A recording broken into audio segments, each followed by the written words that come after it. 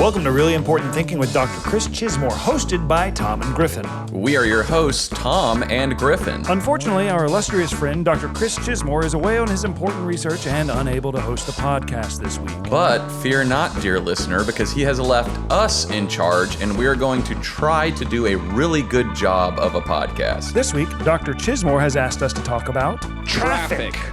Welcome back, America. Not just the gentle listener or the citizen soldier, but all of you. Because I know you're all listening, and I want to make this accessible to every American, Frenchman, Spaniard, and everything in between. Well, we have a lot of visitors to the podcast because of the World Cup.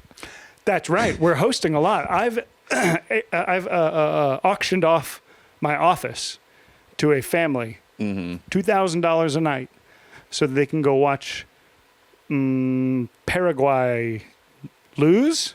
Is Paraguay still in? Sure. By the time this comes out, no way to know. One room is for Paraguay. The other room is for Cape Verde. Yeah, my bedroom is Cape Verde. Yeah. The office is Paraguay. And this is really important thinking. Yes, in the living room and of my house in Tupelo. Let's not be confused. We don't record this where we live, hold on, fuck.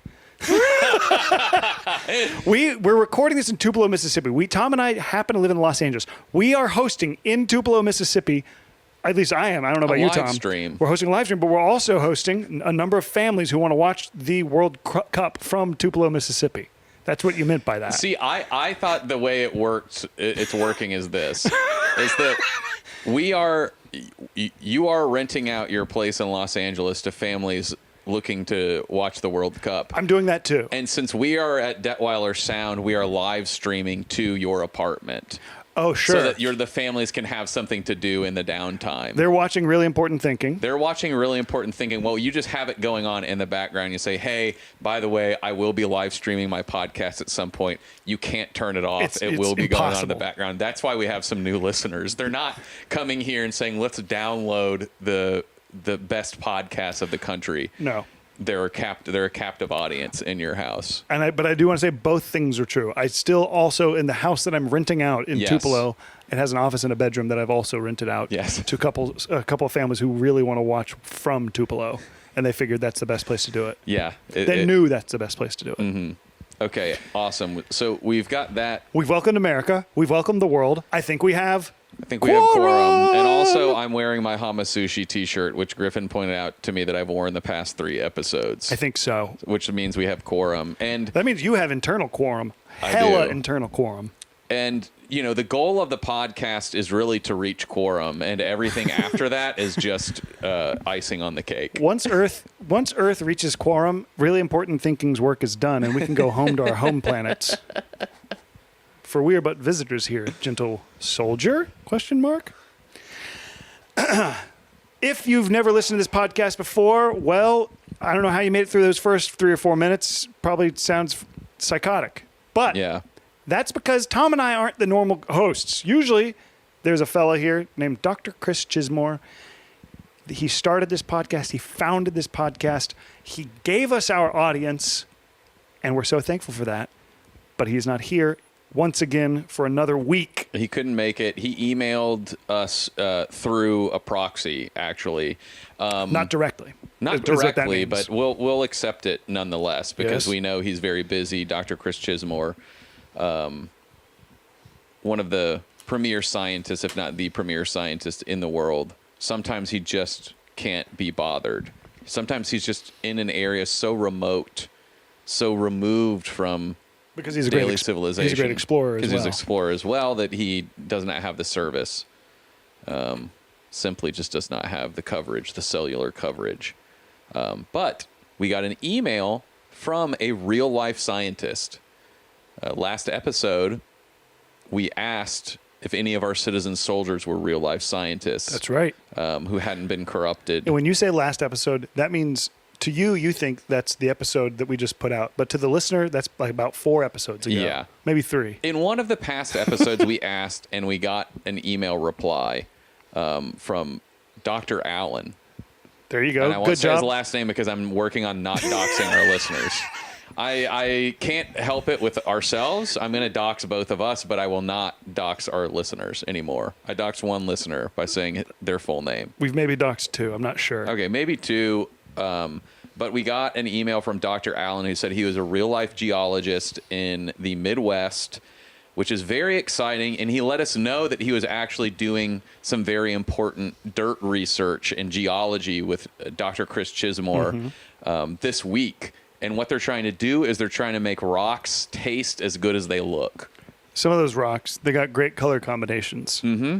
You're seeing iridescent blues, greens. I look at that and I think this probably tastes like Gushers. Yeah. You put that in your mouth. Not only is it hard, which another issue, but it doesn't taste like that. It tastes like rock. Yeah, you want a sapphire to taste not like a blueberry, but like blue raspberry. What we've been conditioned by artificial sweeteners, to crave. Also, you look at something like granite or slate or shale, and you say like, oh, granite, that looks like cookies and cream to me. And then when you lick it, you say, that doesn't taste like cookies and cream. And it would be way better if rocks tasted a little bit good. We all agree. Just like a jawbreaker. A jawbreaker is kind of like a tasty rock. That's the best tasting rock they've made. It can't support, it can't bear load like a rock can. Wouldn't that be nice, though? Limestone column composed entirely of jawbreaker. Yeah, that would be excellent. The new downtown Los Angeles library, not that they're making one. I'm reading a book about the library right now. Composed entirely of jawbreaker.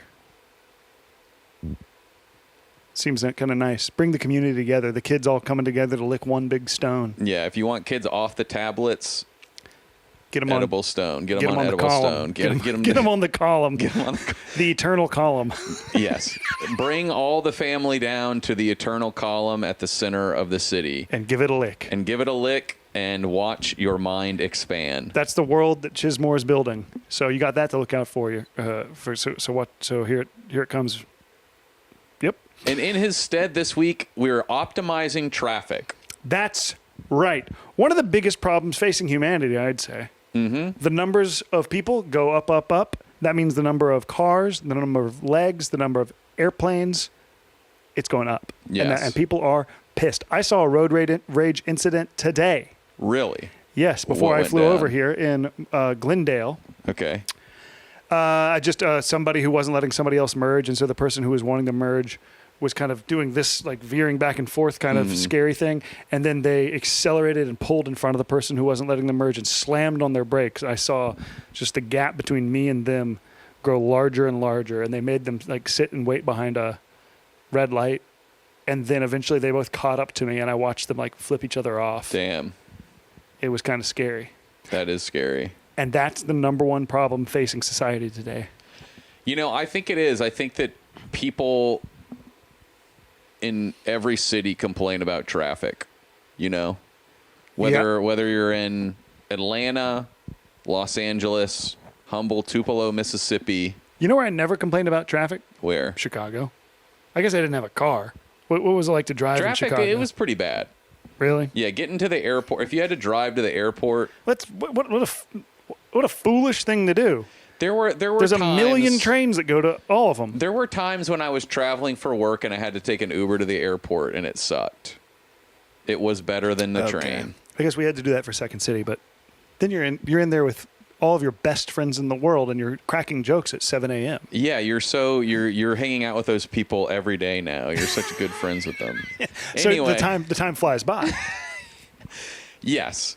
Anyway, I think that traffic, it's just no matter where you go in the world, it's almost worse outside of America. Have you ever seen traffic in, say, Jakarta, Indonesia? Yes. I think that's one of the worst. You see there's just choked streets all over the place. It seems like Southeast Asia especially. Yes. Well, is that one of the most populated sort of regions on Earth? Populated, yeah. Yeah. India seems like it's infinitely populated. I know there's like countryside, of course, but like the cities seem like a nightmare to navigate. Yes. Jakarta, yeah, I feel like I've seen this before. Where else? I don't have a good idea of what the traffic is like. Egypt and China. I think pretty bad in both of those places. Damn. The only place I don't remember that bad of traffic is like Scandinavia. But that's because everyone just takes public transit and there aren't that many people. They know each other. They're all the same. They have the same ideas. Yeah. Anytime someone from Scandinavia comes up with a solution, I'm like, out of here. Keep that to the Midwest, buddy. Yeah. Hey, buddy, give that idea to Michigan and move the fuck on. Yeah. Hey. Tell everybody in Waukegan. Hey. Yeah, get out. I don't think that's in Michigan. I know that's in Wisconsin. Get out of here. The rest of the world does not operate like your perfect little countries. And maybe that's an attitude thing.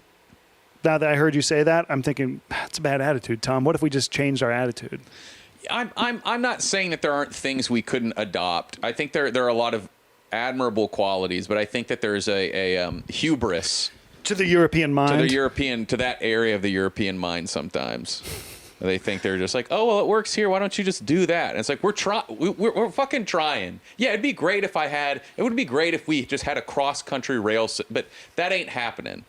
Yeah. We sit in our cars and we get angry at each other like the rest of the world. Oh, Japan has a million infinite bullet trains. How come we can't even have one train? Well, they're Japanese. They've got it more figured out than anybody. And also seem to maybe not know exactly what they're doing at the same time. Yeah. One of the most interesting cultures in the world, I think. But they've really got the train figured out. Oh, how come you can't do it? I don't know. We didn't come up with Metal Gear Solid.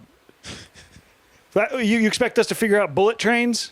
Yeah. We didn't come up with the PlayStation. We maybe came up with the Xbox, but probably not, though. Not that many people are playing Xbox these days. They did the PlayStation. Yeah.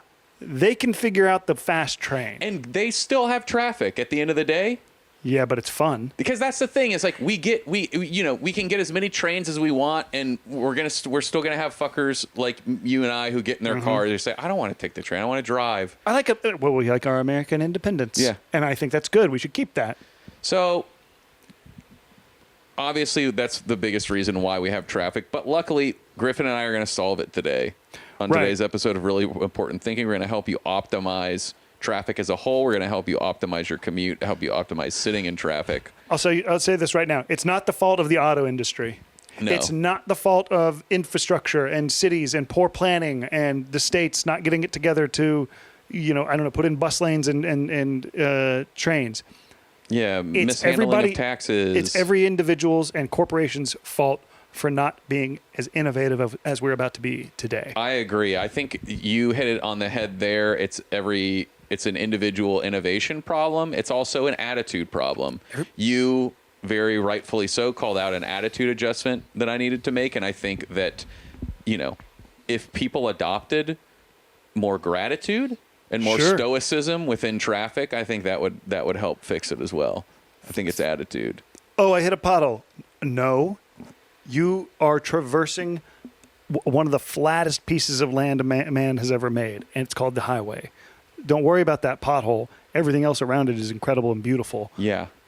So, get your head out of your ass. You are in a car. You are driving a car. What is this voice you're doing? 1,000 years ago, somebody would wish, if you would have told somebody 1,000 years ago that you're driving a 2,000-pound vehicle to a home with a television, their mind would be blown. You should be grateful. You should be thankful. Oh, it puts you in insurmountable debt to get the car? Oh, you can't ever actually own it? It's too expensive to operate, so you're constantly losing money? You should be thankful it gets you to your job that you, frankly, shouldn't have. Yes. Oh, you spent $65,000 on a vehicle, and then the company said, oops, actually the steering wheel explodes if it gets tapped from behind, and we have to recall every single one of those vehicles. You should be grateful that the company realized that. And sent you a letter in the mail. They did their due diligence. And you should be grateful that you have the opportunity to experience all of that. Stoicism is basically being thankful for everything capitalism provides. Exactly. Yes. That it seems to be true. If that doesn't fit with your definition of stoicism, congrats. You're a Democrat. Sorry I said that, Tom. No, that's okay. It put you to sleep for a moment. I think that's a good optimization. I think starting off, it's a good optimization to kick us off. Yes. There's an attitude adjustment. Are you leading somewhere? Are you grasping? Yeah. Well, I was going to kick it off. I was going to acknowledge that the easiest way I think to optimize traffic is that killing all the humans. No, you're listening to really important thinking. Oh, right. Stay home. Yeah, shelter in place and listen to really important thinking. Yes, do not listen to really important thinking in your car. Stay at home and listen to it you avoid traffic altogether. Focusing on the road if you're in your car. And if you're listening to really important thinking, you should be focusing on the audio. You shouldn't be doing any other tasks. No. If anything, you should be taking notes. That's the only acceptable task. Or getting a little dome. Yeah, you can get some. Yeah. You can get some roadhead. You can get a little. Oh, wait. Driving your car, getting roadhead, and listening to Tom and Griffin in the morning? Yeah. That's what you were advocating? Yeah, I mean, I think that's a great way to optimize traffic. Hell yeah. Every once in a while, I see hell it. yeah. I think I've seen someone getting some dome. If you've ever gotten dome while listening to really important thinking, go ahead and send us a line. That would be insane. Someone getting roadhead in the past 1 year. If I heard of anyone getting roadhead in the past year, I would be floored. Well, Tom, it's 2026. It's summer of 2026. It's just getting started. It's road trip season. That's right. We're putting out the challenge, the really important thinking, getting dome on the road challenge. Sponsored by, I'll say it, State Farm.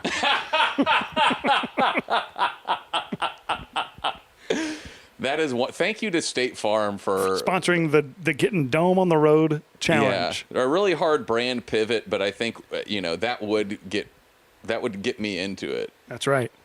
If we're like, hey, this is a challenge from State Farm. This is a challenge from a real American corporation, and it's to see how many times the craziest place we can get dome.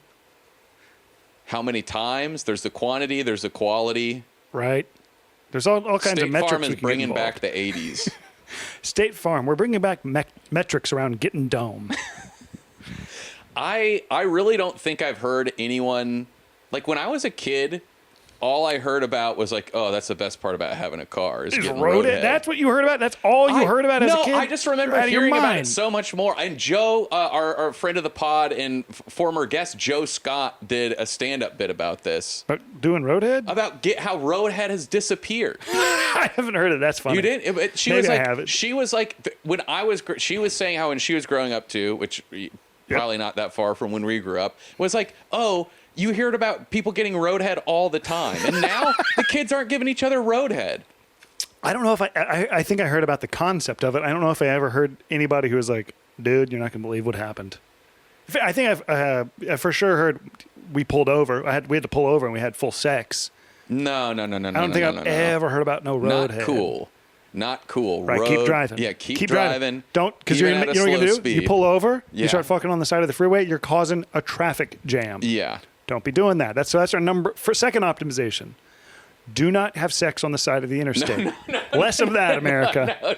Please. Less of that. Please do not have, if you are going to have sex, make sure it's oral sex and you are moving forward. I think this is actually the big problem in Jakarta. There's a lot of people pulling over, getting blowies and stuffing it in on the side of the road. Number one country for cigarette smoking, number one country for roadhead. You see all the videos of the choked streets of Indonesia, but what you don't see is the camera if it just panned slightly to the right or the left, you'd see the road is just lined with cars. You can see them in there. Kind of flies in the face of being one of the most Muslim countries in existence. That's something. They're going to have to wrestle with for their national identity to kind of get figured out. They're going to have to fix that one with the God. It's kind of have to sort that out with God in the end. And once they do, I think they're going to be competing directly with China for economic superpower. They're going to surpass U.S., India, everybody. Okay, so we start a little slow. Now we're rolling. We're rolling down the road. Much like the traffic should be. Yeah, exactly. I do think keeping yourself entertained which like Yep. roadhead, very different, very niche, very intense way of keeping yourself busy while you're in traffic. But I think that there are a lot of other ways to keep yourself busy in traffic, and finding ways to entertain yourself is like one of the biggest ways I think to optimize traffic. Because you famously cannot get out of traffic. No, you're stuck in there. It's kind of scary. Yes, it does make me claustrophobic at times. Me too. When you're like, oh, I couldn't even, if I needed to even go to the bathroom really bad, I couldn't get out of here because I'm in 8 lanes. I've had stuck. to. I've been racing home because I really had a bathroom emergency. Griffin Windsor classic bathroom emergency. And I was on the 110, 101. Jesus Christ. I hate how many roads are here. There. Looking right into the camera. The one that's like the first, interstate freeway, whatever, that's like down in the ditch. Is it the 101? That's fine. Whatever. We don't need to hash it out. It adds into it because it's extra claustrophobic. It's an interstate in a ditch. Yes. It's designed for cars that go about 20 miles an hour tops because it's so early. Yeah.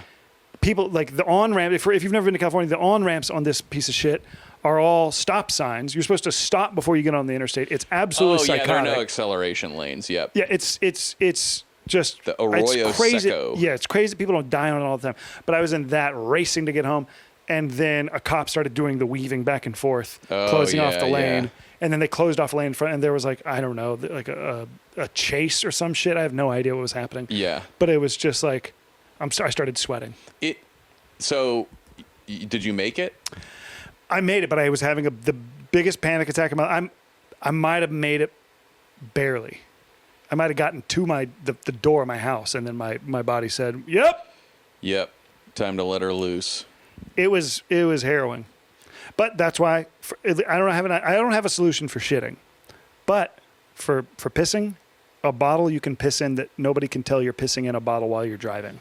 Yeah, that's kind of like the roadhead solution of like it's very easy to hide that sort of thing. It's not that easy though, because I've had to do this before. Stuck in traffic in downtown Los Angeles, drank a bunch of water before I left work. Yeah, and then you got the semi trucks. Those guys are looking for a peep show anywhere they can get it. Yeah, that's true. And they're way up above me. Also, I've got my sunroof open. I'm waving out of it with one hand. I'm driving with my knees in the other, and my free hand is holding a bottle that I'm pissing into. And I'm going, yoo-hoo, boys!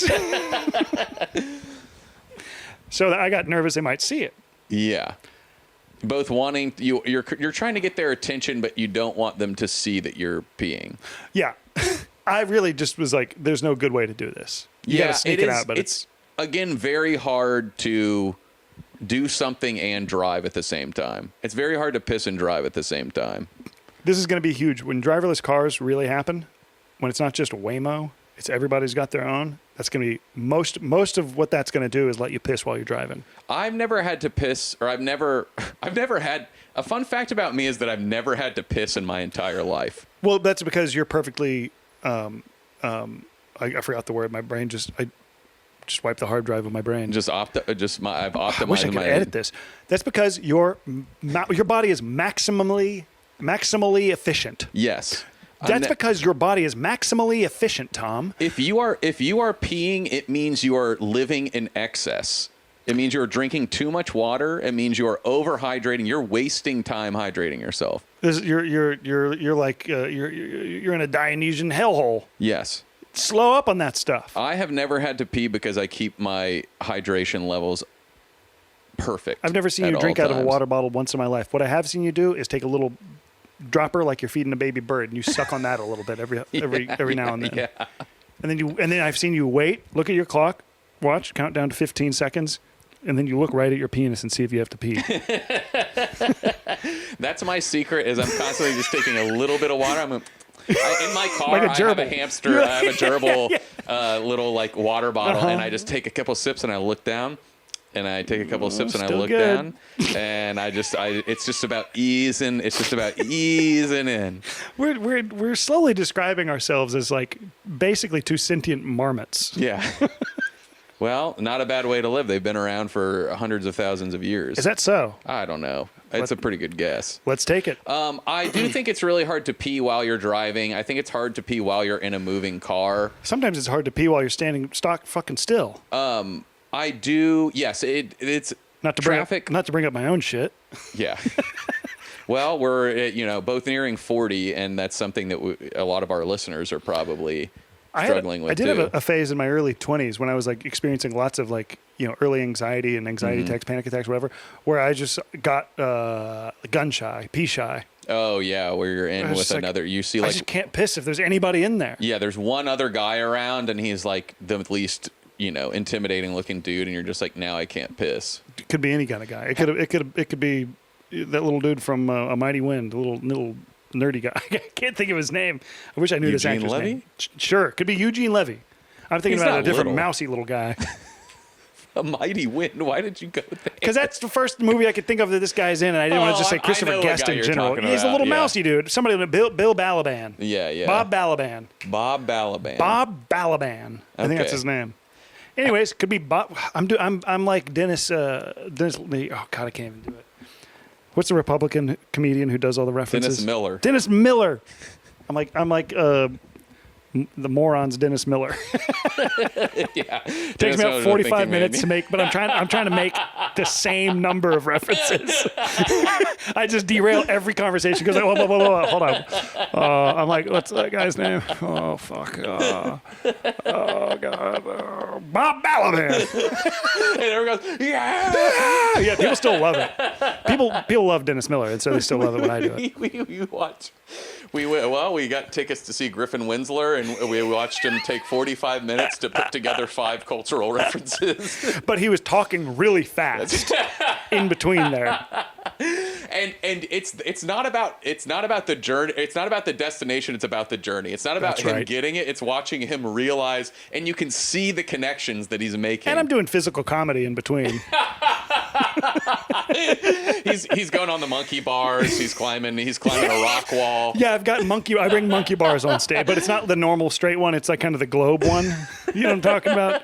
The kind of octagonal one. Yeah, where you can go inside and the outside dome, it. The geodesic dome. He's kind of using a geodesic dome. He's a kinesthetic learner. And that's my physical comedy. I have basically a jungle gym, a children's playground on stage. Watch out, Carrot Top. There's a new guy on town. On town? Oh man, Carrot Top. I got to tell you, Buddy, your days are numbered. Yeah, Carrot Top. There's a guy who brings an entire playground on stage. Yeah. And basically he's doing Dennis Miller, but then there's an obstacle course he goes through while he's trying to remember what it was he was trying to say. Last night I was talking to Jordan, and she was saying how when she was younger, she thought that by Carrot Top, she was like, well, when I saw the top of a carrot, it was like the greenery. It's the green stuff. Yeah, it's the green stuff. And so she's like, I always thought, she was like, Carrot Top, they should call him Carrot Bottom because his hair's red. We got to get her to a stand-up comedy open mic. Yes, I said if you ever go to an open mic, you have to do that bit. That is like the perfect bad I'd like open her mic bit. to do that bit enough that someday she meets Carrot Top and she can say that to his weird bulging face. Oh man, he's roided out, but he's still got a career. He's still got it. We've never been to Vegas together. Next time we are going to go to Vegas together, though, we've got to get Carrot Top tickets. Yeah. Or one of those magicians that's like only famous Chris in Vegas. Angel. No. Well, Chris Angel, sure. David Blaine. I think it was a Shin Lim. Is that his name? Shin Lim?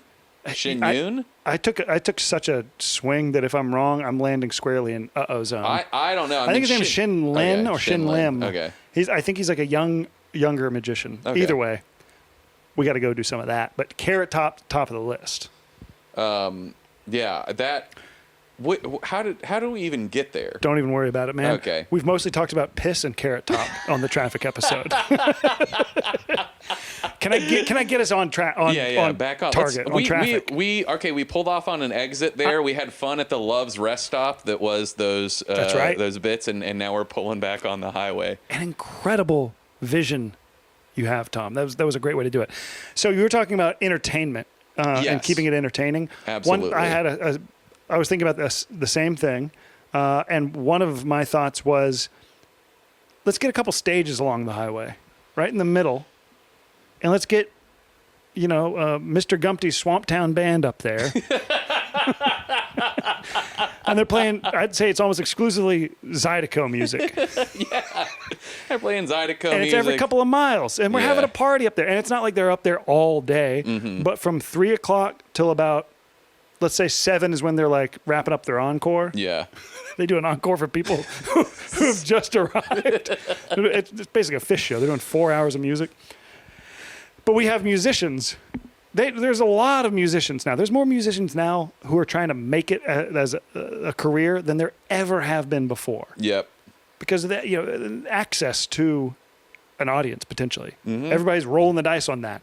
Well, I'd say, guys, that's saturated. You know what's not saturated? Roadside concert on a freeway. I agree. I think that's a great optimization. I think getting captive audience, so smart to do this. Yes, it gives exposure to the bands. Honestly, if you want to get famous in Los Angeles, especially, you should get a flatbed truck, put your band in the back of it, and load up onto the 5 around 4 p.m. I think that was a Nathan For You episode. Was it? To be honest. They should have hired me for that. It was not that exact thing, but there was a Nathan For You where he is trying to help. He has like Shell, the gas company, sponsor a band, and he has the band play at a gas station on the back of a flatbed truck. Not quite the same, but it's I know what it is. It's that he's trying to get the smoke alarm to be an instrument. That's right. So anyway. yeah, if you're new to the podcast, it's mostly me trying to remember vague references, cultural references, and Tom describing Nathan For You episodes. Yeah, I'm trying to remember every Rube Goldberg solution that Nathan Fielder came up with. But yeah, no, I think that's a great optimization. I think that billboards are a bit in the past. They're over. They're played. People hate them. People hate them. It's too much advertising. I do. We're huge fans of advertising and monetization on this podcast, but I think that we need to take billboards into the future. I think that live performances is one of those. I think that's an excellent way to bring exposure to young musicians. And you aren't going to... The highway's already a noisy place. So what better place than loud rock and roll music? Loud rock and roll music, and I think you're Mr. Gumpty's Swamp Band. Yep. This is a great opportunity for brands to get involved. Mm-hmm. And every now and then they say, brought to you by Airbnb. Next time you want to, ruin a neighborhood, go to Airbnb. There you go. Whatever. They say the Airbnb talking points. Okay. I know it's not ruin a neighborhood, Tom. I was being facetious. Christ. I have an idea. Okay. Unless you have an idea on that needs to be connected to it. Well, I'll wait until your traffic fever dream subsides. No, I've got traffic fever. So I could go on anything. I'm on multiple steroid pills and weird sleep. So. Okay. My optimization is somewhat similar, but it's more entertainment, less live entertainment. Yep. Sorry, I keep talking. That reminded me I have to take the steroids. Okay. Griffin is getting up. He is walking over to his kitchen so he can take his steroid. This is the men's health corner portion of the podcast. Most chaotic episode. Yeah, it's probably one of the most chaotic episodes we've ever done. Much like, the freeways of major cities, the arteries weaving in and out of downtown, suburbs, crosstown, midtown, uptown, bucktown. Got a lot of Atlanta references. Bucktown, so are we spaghetti junctioning topics and tangents. Jesus Christ. Around the focal point of our podcast. So you just took your steroid pill. My optimization is the floodgates are open. Let's get the prediction markets involved.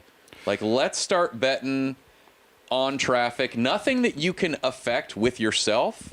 Like, nothing that you can be like, oh, well, if I got in a wreck, I'm going to bet like $5,000. The payout is $50,000, so I'm going to pay for my wrecked car and collect the insurance payout. Of course, let's keep these prediction markets honest. We wouldn't want any insider trading or anything weird. Well, the one thing that the prediction markets have is integrity.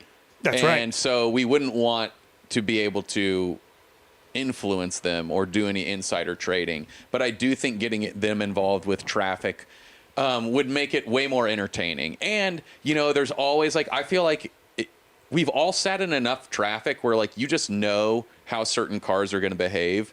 You know, you can see. I bet the red Pontiac gets in a wreck up ahead. Yes. Or like, you know, I'm like, okay, this guy just cut me off. I bet he's going to make 5 more insane moves. Or like this car, I can tell they're inching. Like I have gotten very good about being like, they're not going to do this. Whenever I have the instinct of like, it would be so stupid for this person to do this, they do it. Yep. And so now I'm like, he's not going to do it. And that's the way I know he's going to do it. And then he does it. Okay. He splits 5 lanes of traffic just to like, you know, veer off right before the fucking like sand filled barrels that they put. I've seen that a number of times. Yeah. It's like, that's the craziest thing to ever do. Because like just go the way that you were going to get you fuck your route. Take the L and turn around, or you could die. Yeah. Goofy. And they say no. I'm trying to die. I'm rolling the dice. And I think I could make generational wealth by predicting what cars are going to do that. Incredible. That would be great. We're already being sort of surveilled in traffic. The traffic is being monitored. Your license plate's being scanned all over the place. So like you can easily. I think the infrastructure probably maybe a little bit of work to get that going. Yeah, they got those signs that are like, okay, you try, speed radar, like detected by aircraft. Like Which I've never seen one of those fucking airplanes. Like, number one, I've never seen one of those airplanes. Number two, okay, yeah, if they're up there, let's fucking get them involved. Let's have some gambling going on. If you fly, do you know anybody who's ever even gotten a ticket from an airplane? No, not a single person. If you fly a drone or an airplane that's heading out speeding tickets, please God, get at us. Roadhead, or if you fly a ticket airplane, that's who gets to talk to us this episode so far. Yeah. Really important thinking at gmail.com. Tom, you brought up splitting lanes. That's one of my optimizations here in California. Mm-hmm. Here in California, motorcycles are allowed to split the lane, which means they can slither between cars kind of wherever they want. As much as they fucking like. And first off, let's get that going across the nation. And also, cars should be allowed to split the lane. If you have a skinny enough car. If you have a small enough car or you see a big enough opening, it is your God-given right to take it. Slither through there. Nothing wrong with it. We're just trying to be efficient here. And this works on two levels. It gets a lot more people through the passageways, the veins of the city, because we're splitting those lanes so much. We're being way more efficient. But also, it kills a lot more people. We start whittling away at that population. That means less people on the road, less motorcyclists especially. Those fuckers are dying doing that shit. I think you would love driving in another country. Because that's essentially maximum lane splitting. Everyone's splitting lanes. There's barely, why even have lanes? If there's a space, there is a car in it. And if there's not a space for a car, there's a scooter or a motorcycle. That's great. Well, and then if you get everybody on motorcycles like they have over there, then it's safer to be on the motorcycles. Yes. At least that's what I've heard. That still seems kind of suspicious because, like, you know, you hit something, you're flying off that thing. Save a life, be aware. Motorcycles are everywhere. Save a tree, eat a beaver.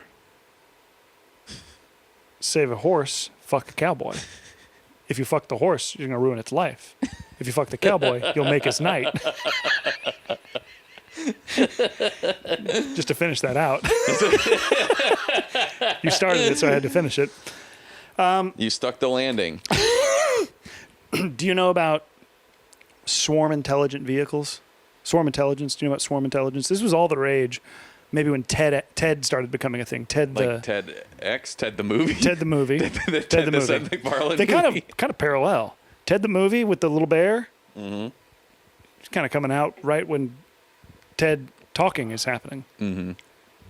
Oh look, he's doing TED talking. Talking like this. How did Ted talk? He probably said whatever the hell was on his mind because it was McFarlane. People like that movie. I need to watch it. People said it was actually pretty good. Sure. But swarm intelligence, I feel like I was hearing about in maybe a TED Talk. Maybe that's why I'm associating it. But it's basically, you probably already have some of this built into the traffic grid of major cities, at least, where, excuse me, this bubbly water is really a bad idea to drink on a podcast. where like the traffic lights are working in conjunction with each other and like able to meter like how much traffic is coming through, or like what, like there's some kind of like automation going on there. Hopefully there's for sure lights that clearly are lights not doing talking that. to lights, talking to lights, talking to lights, talking to lights, talking to lights. I thought you were going to start singing. No. But there was one of these conversations that was talking, TED Talk where they were talking about doing that with cars. So isn't that cool? The idea, I just think this is cool. The idea being, you're sitting at a traffic light and it says green, which famously here in the United States means go. Yep. Thank you, Tom. You get to keep driving for another day. And what you see happen is kind of like how a snake moves, like the head moves and then slowly the back of it kind of everybody kind of gets going sequentially, and that's wasted time. You waste a lot of time doing that. The most efficient way would be green, and then all of the cars are automated cars, and they're all in the same swarm, and they all know we're going to the same destination, or like, everybody would have their own stops, whatever, but they all know we're turning in the left lane, and so they all move at the exact same time. Oh, okay. And so you get way more cars through when you do that. That doesn't exist yet because we haven't given over all of our rights to self-driving cars and swarm hive mindset. But in an effort to push us there, I've already been doing that. I'm sitting 20, 30 cars deep at a red light. I see that sucker turns green. I'm going. And you're saying, it's green, I'm moving. I'm moving. I'm going to the aquarium. Going to the aquarium. Anybody else? I do call that. Anybody else? We got good communication. Good communication. I'm going to the aquarium. But you don't slam the pedal. Yeah. But just get moving, because you start doing that. The guy in front of you starts doing that. The guy like and such as and so on. Everybody starts doing that. Whoo, we'd be sliding through this traffic like shit through a goose. I do legitimately think that would make traffic so much better, because it's like you get so angry at people, but the second you actually communicate with somebody, you're honking. Either you're honking, or you're like waving someone in, or you accidentally make eye contact with somebody and you're like, fuck, I made eye contact with somebody. And then they're kind of like, come on, let me in. And then you're like, okay, now I got to do it. It's like that type of communication. I do legitimately think if you were screaming out, I'm going to the aquarium, anyone else? Hey, I'm just trying to get in. I'm not trying to cut anyone. I'm just trying to get in. Like, that's right. I would gladly let someone in like that for being so communicative and neutral about it. It's truly like, if every car were self-driving, that would be the next thing you would do, or it would happen concurrently. You would make them all have to communicate with each other, because otherwise you just have, machines being independent, automated, and like they all are communicating to each other. And then the moment that happens, you are instantly having the most efficient traffic. You might do away with traffic jams entirely. And if they're all talking to each other, then maybe they could set up some connections. Right. Maybe they could Who's single? Yeah. This is like the Santa Monica Run Club. Yeah. Do you know about this? No. I've never been.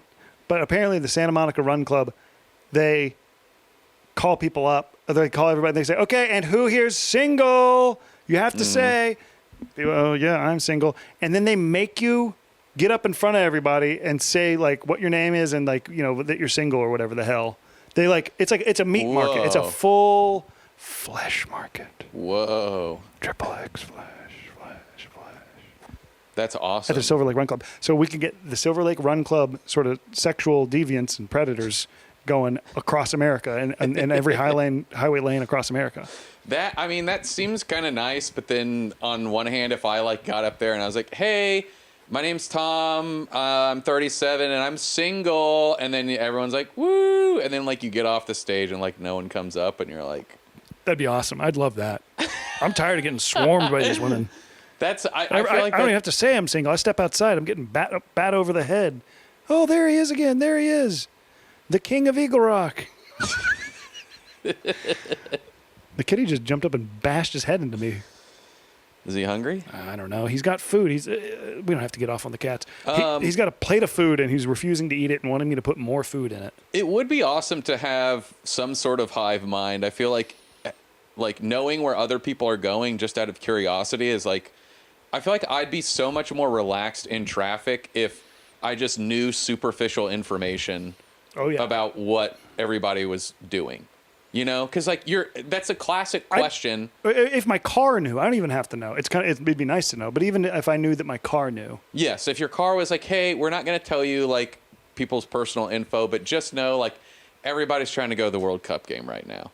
I'd be like, oh, okay, that makes sense. And they're all in this lane right now. Yeah, they're all in that lane. Yeah. And they're kind of moving together. Whereas like, hey, we found 7 other aquarium guys in the area. And we're gonna try and get y'all all to the aquarium. And we're gonna slowly. They all happen to be in traffic right now. Yes, we're gonna slowly get you guys all in a caravan, and the closer and closer we get to the aquarium, the more and more your caravan will grow, and we'll all get you there. At any given moment, how many people do you think on the highways of America are going to an aquarium?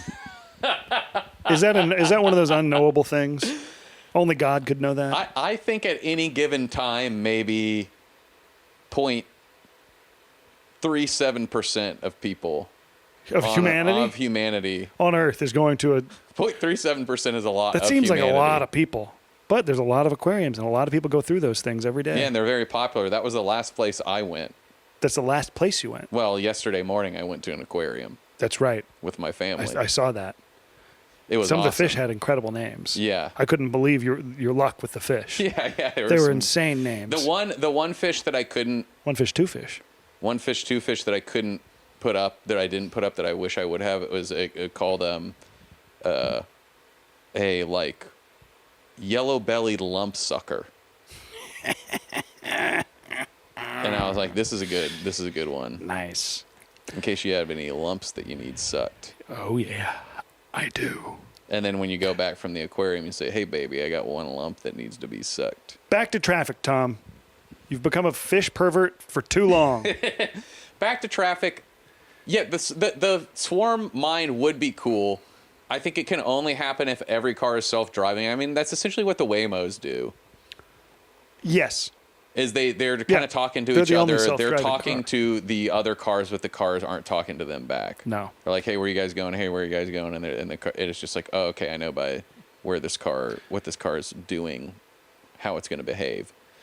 But I do think that would be entertaining. Swarm like bee or school of fish. This one I need help fleshing out. Okay. It's sort of related, but I'm imagining some sort of voting system at traffic lights. Letting the people, let's democratize traffic. Letting the people have a say. Right now, I don't know who's making these decisions.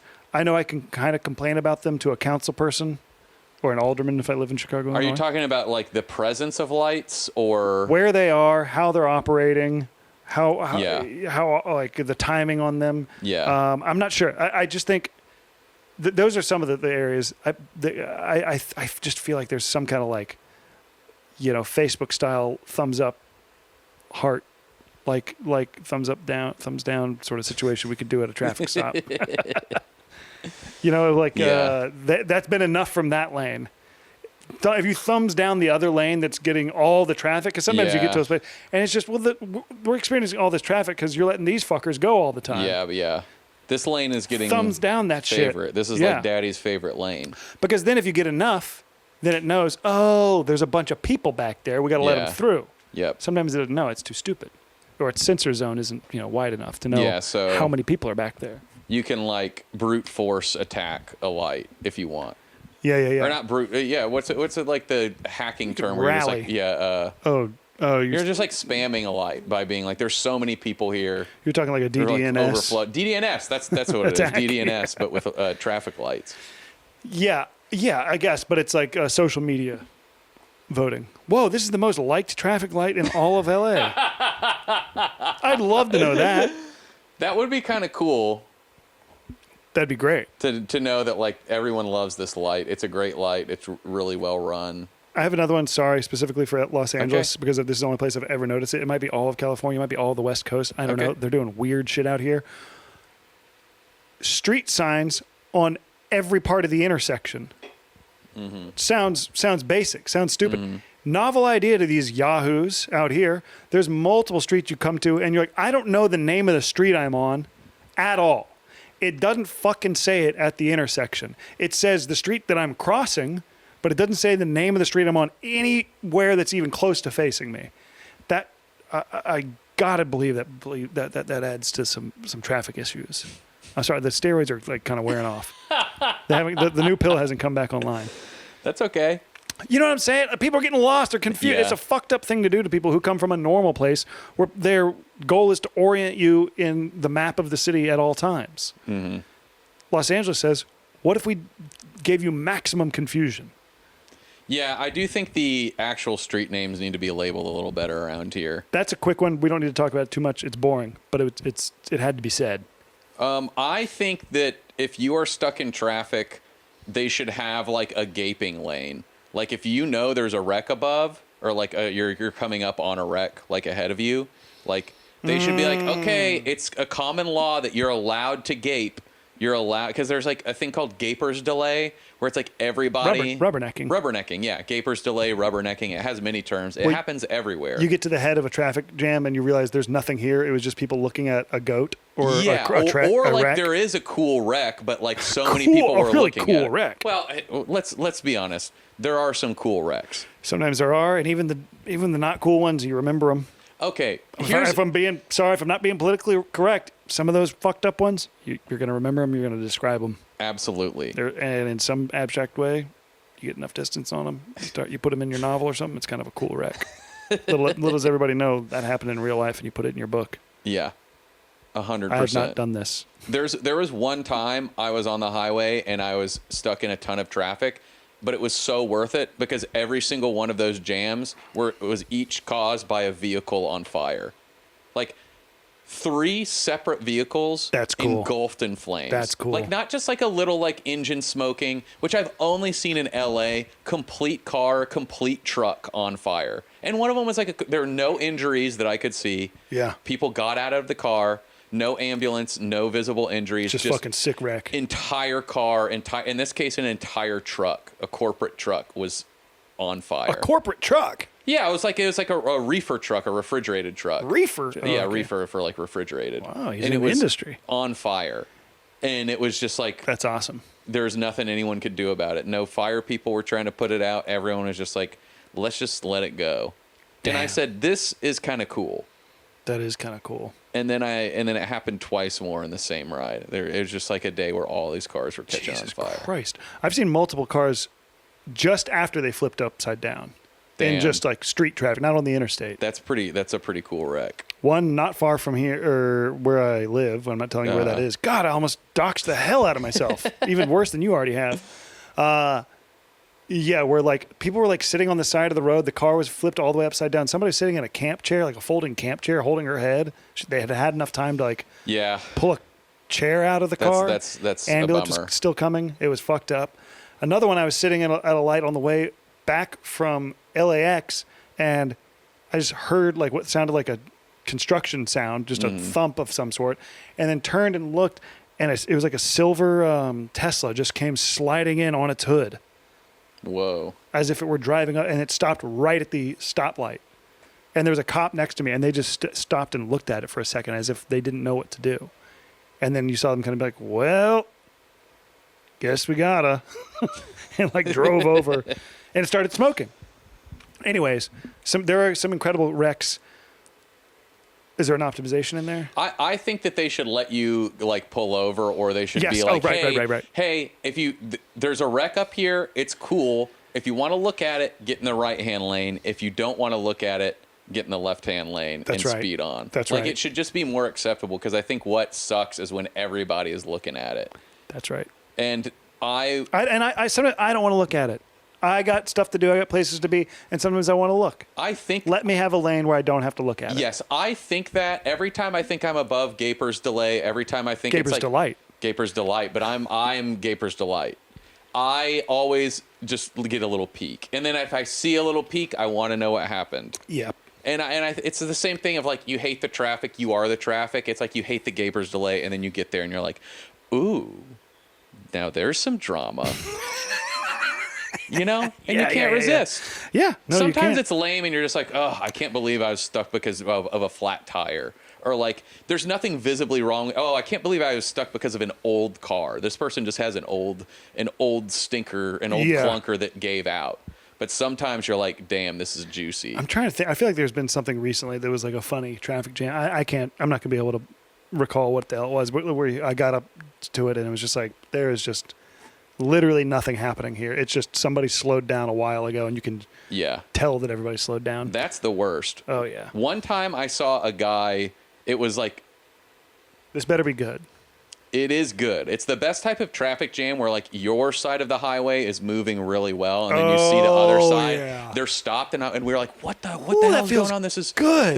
I'm so glad I'm not in that. And then we pulled up, and there was a dude. It was like all these cops, and they were surrounding this guy who was in the middle of the interstate with his hands behind his head, shirtless, and it was like the most intense manhunt. Jesus. They had like put him they had like cornered him in the middle of the interstate, and like they had blocked off like 6 lanes of traffic. Wow. It was insane, and we were like, oh my God. But when you get that, you're on the side of traffic that gets to keep moving, and the other side of the highway is closed all the way off. You know what that feels like? It feels like the feeling, you're getting the feeling of a sneeze for almost infinity. Yeah. It feels incredible. Yeah. I get so excited when that happens. Yeah. And I feel kind of bad for them, but quite happy for myself. Yeah. It's like, and I picked the right direction to go. Yeah. Home. Yeah. You know what I'm just putting together? Traffic jam. Back to my earlier idea. Mm-hmm. That's what I was proposing. Let's make traffic jams live up to their namesake. And we put these jam bands, Father Gumpty's Swamp Town Band. Okay. You're going to bring it up. Oh, the traffic. It's a traffic jam. Traffic jam. I could see somebody on the subreddit. Okay. I bet there is one. They're going to try to make that joke before me. Ha ha, joke's on you. I figured it out. Yep. Okay, that's pretty good. Classic Griffin Winslow, Dennis Miller style joke. Comes about 30 minutes later. But all of our citizen soldiers watch you make the connection. That's right. Which it's always fun to watch the comedian do the math. It took you longer because you didn't have a climbing gym. You didn't have a bouldering wall. That's right. To get If I had my jungle gym to get through, my children's playground and my bouldering wall. This maybe is running the risk of boring. Do you know, is there a time that you thought this is the worst traffic jam I've ever been in my life? And is it worth talking about right now? No and no. Okay. I have one. Okay. Yeah, let's go. But I'm also really bad at knowing what's worth talking about right now. Okay. Sometimes I know, and sometimes I just have a memory of something. Yeah. And I have to get it out. This might be that. I was going to Lollapalooza in college one time. Group of maybe 4 dudes in a sedan driving from Nashville to Chicago. 8-hour drive. Way too many guys in a car. And not far outside of Nashville, maybe around like Bowling Green or something. Standstill traffic, utterly stands. Like I haven't been in just it fully is stopped in a long time. Yeah, this is the most striking one of those for me, and it's hours. We're in this hour at least of just absolutely not moving. Helicopter flies low over, it goes to where we can't see it. Like something for sure fucked up has happened. And we see, disappears. I guess it landed. Mm-hmm. Then we see, I don't know, another 45 minutes or whatever the fuck goes by, and the helicopter takes off and flies up. Maybe it was probably quicker than that because it was clearly a fucking life flight. Then we're like, what? That was crazy. Holy shit. We go to Lollapalooza, have, incredible time. I'm watching Battles, the original lineup of Battles live, if you can believe it, Tom. Woo! They're doing all the crazy stuff. Ian Williams, Tyonde Braxton, the drummer guy. It's incredible. Come back, go to school, find out the wreck killed, I think, a small sedan carrying 4 guys from Belmont University going to Lollapalooza. Whoa. Maybe a mile or so ahead of us. Crazy. Killed them all. That's incredibly sad. Isn't that fucked up? Yeah. So, did I do a good job telling everybody that? I think you did a good job telling everyone that. That was like, I feel like there goes the haint of death right before me. Yeah. I had that happen to me maybe 2 years ago while I was in Mexico. You saw a bunch of cops kill himself. Kill an imbecile. And you thought, damn, that could have been me. If I would have been a cop, Kill themselves. If I would have been a cop in Mexico, and if I would have been a depressed cop in Mexico, I just watched a cop jump off a bridge, and it couldn't shake it because I thought, what if I had been a cop in Mexico? I probably would have killed myself. That's so stupid. Sorry, what were you going to say? Sad, but anyway, no. I was in Mexico. There was a semi truck full of like massive rocks that you like use to build a jetty. And we were driving a mountain, like in a mountainous region. Yes. Near the coast, and he decided to pass us around a blind turn, which was the stupidest thing I've ever seen in my entire life. And like it was the only instance, in traffic, so often someone makes a stupid move and you're like, that guy's getting a wreck, and then like the dude just goes off totally fine. Yep. And then like they speed through, they get exactly where they want to. They live a blessed life. They make tons of money. They keep doing that. And they keep doing that, and they're rewarded for it in every single way. And in heaven as well. And in heaven, God says, you are the type of guy that I love. This rocks. You are my blessed son. Forget Jesus. It's this guy in the Camaro. And here are as many heaven bucks. We also have money in heaven, and I'm going to give it to you here as well. And weirdly, they're the Iraqi dollar before we got rid of Saddam. Whatever they had, that's what they have in heaven. Anyway, that's normally what happens in. That's normally what happens in America, but this was Mexico. And so the guy went around us. We said, oh, that's the stupidest thing I've ever seen someone do, especially in a large truck. And then we heard a loud noise that was only that truck flipping over. He had, of course, taken around the corner, was a family in a van. He was like, oh, shit, I'm not going to hit this. So he swerved out of the way, went over a hill, the entire semi-truck, and like every boulder in there had to be at least half a ton to a full ton rolled over. And we were like, if we were, 15 seconds behind or like 15 seconds faster, like if we wouldn't have been exactly where we were, we would have been crushed. And we stopped, pulled over. The driver was like bleeding out. And one of the dudes in our car was like an EMT and had to like use a towel to like tie a tourniquet on this guy. Did it save him, or do we know? He did. The guy did live. Holy shit! Which was crazy. Yeah, I don't know. Yeah, it was an insane situation. Jesus. It was like, that was a situation where I was like, this is terrible. You could see the blood. It was like you could see the blood coming out. Good. It was bad. Dong. Wow. Yeah, I was saying. Don't have to dwell on this. They were saying, hey, can anybody help? But I was going, gung da da dung dung dung dung da da dung dung dung, and they appreciate you making Griffin noises. Yeah. Something we haven't talked about. I feel like we're going a little long, but we still got juice in us. Excuse me. We haven't discussed foot traffic. Okay. The number one thing that got all those people killed on 9/11. Foot traffic. If there hadn't been so much foot traffic, they could have got out that building faster. Jesus Christ. Next, number two thing, elevator traffic. Okay. If we had figured that out, we could have evacuated those buildings way faster. Well, they have figured it out. You just don't go in the elevator. No, whatever. You're not hearing me. I can't believe this is what you're going to the last. Skyscrapers. Skyscrapers get parachutes and zip lines from here on out to alleviate, and they get to use it every day, not just during the next. Sorry to say it. 9/11 number 2, 9/12. Okay. Not that just then. Every work day they get to use parachutes and zip lines to get out of there. If you're above, I'll say 20 floor. Well, 20 floors you can start using zip lines. From 50 up, you get parachutes you can use every day. And I'll say with an extending diving board that goes out of your CEO's office. I hated where it started. I like where it ended up.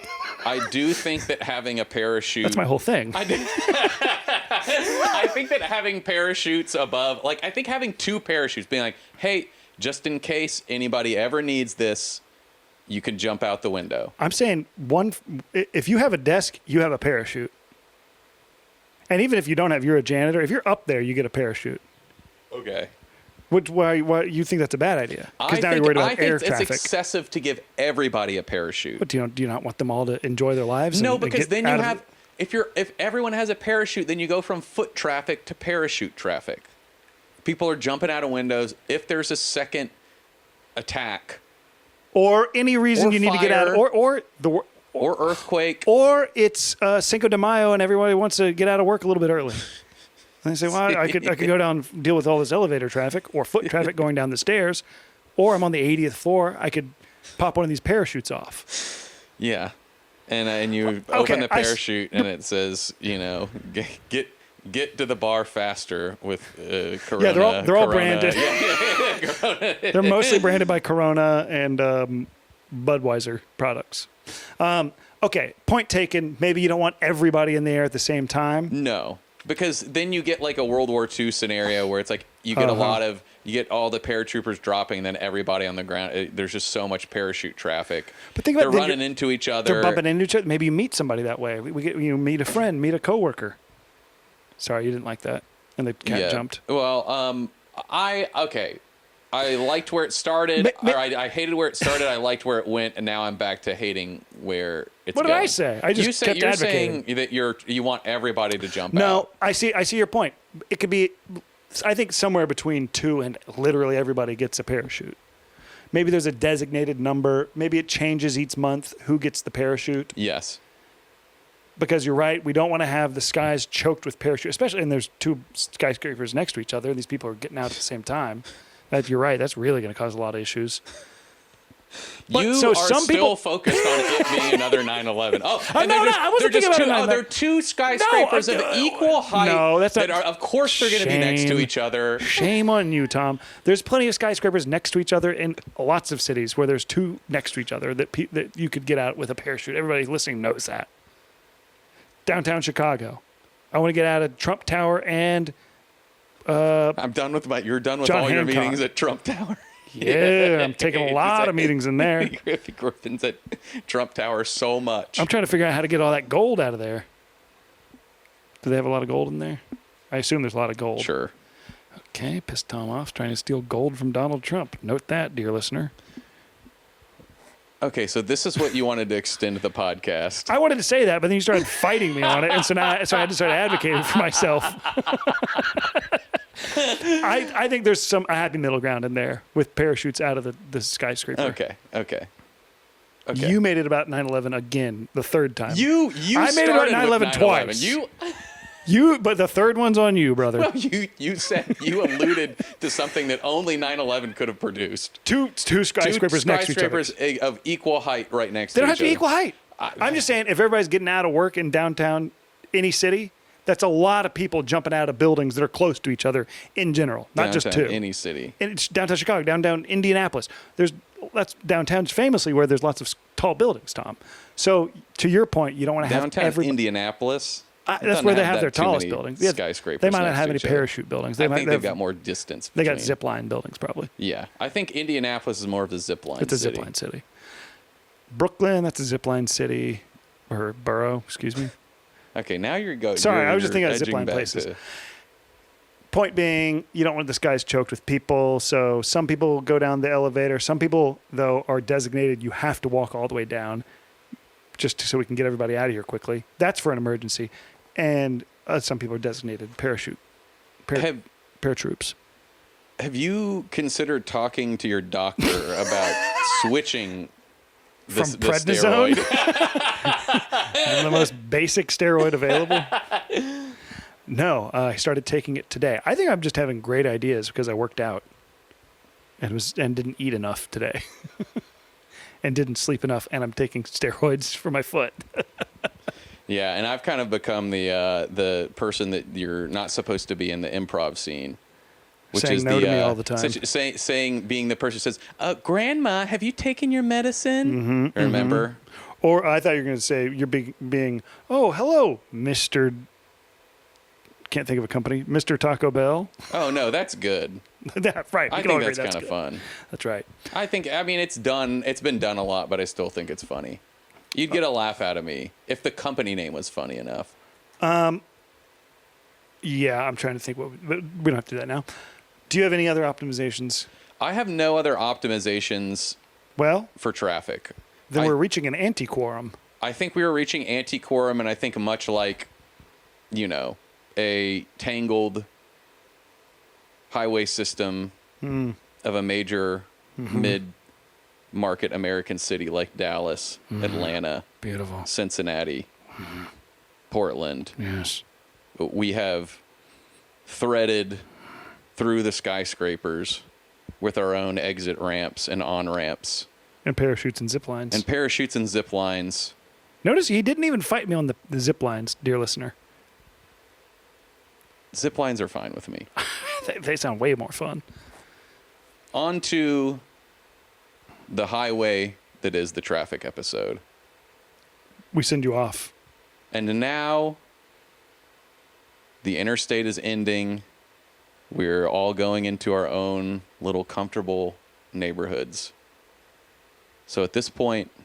Okay, what about a government-operated airline? But depending on who's in power, the allegiance of the people on the airline swings every couple of years. Much, how, sorry to bring him up, how Trump's kind of, evacuated all of the, experts from the FDA or the whatever. He's made them all like, it's all his sycophants. That's going to keep going for the future. So now we get my government-operated airline idea. but then it's not going to be just people who are good at operating the airline. It's going to be partisans. So then what you're going to end up with is an airline that every 4 years or so is really hard to be on if you're a Democrat. And it's really awful to be on if you're a Republican. It's just going to switch constantly because the people operating it will be those things. Computer, put this episode back on track.